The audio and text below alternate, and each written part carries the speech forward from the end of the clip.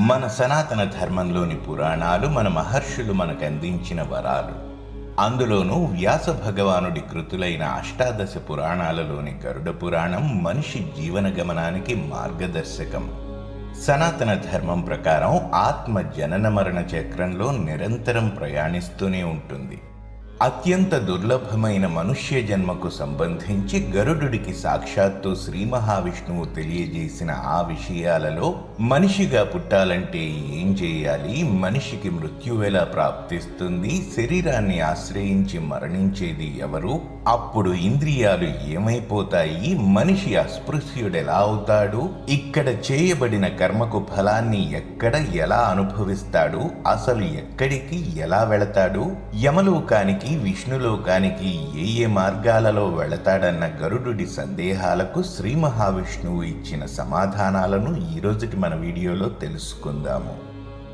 ఓయి వినతనందన, పరస్త్రీని గాని బ్రాహ్మణుని ధనాన్ని గాని అపహరించిన వాడు నిర్జన ప్రదేశంలో గాని మహారణ్యంలో గాని బ్రహ్మరాక్షసిగా పుడతాడు.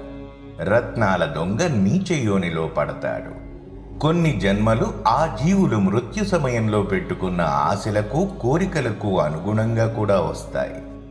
నవరంధ్రాల కాయం మానవ శరీరం అనే మాట విని ఉన్నావు కదా.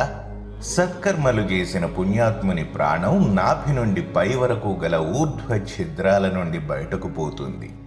శరీరం ద్వారా చేసే పనులను శరీరంతోనే అనుభవించాలి. ఒక్కటి మాత్రం బాగా గుర్తుపెట్టుకోవాలి. అనాసక్త భావంతో అన్ని సత్కర్మలే చేసేవాడు అన్ని చోట్ల సుఖాన్ని అనుభవిస్తాడు. అతడు సాంసారిక మాయాజాలంలో చిక్కుకోడు. మాయవలలో పడి వికర్మలని చేసేవాడు పాశబద్ధుడై కష్టాల పాలవుతాడు. గరుడ పురాణంలో 84 లక్షల యోనుల్లో మనుష్య జన్మ శ్రేష్ఠత, మనిషి ఏకమాత్ర కర్తవ్యం, ధర్మం గురించి ఇలా వివరించబడినది. మనిషికి అన్ని చోట్ల హితాన్ని కలిగించేవి, ప్రేతత్వం నుండి ముక్తిని కలిగించేవి ఏవో తెలిసింది కదా.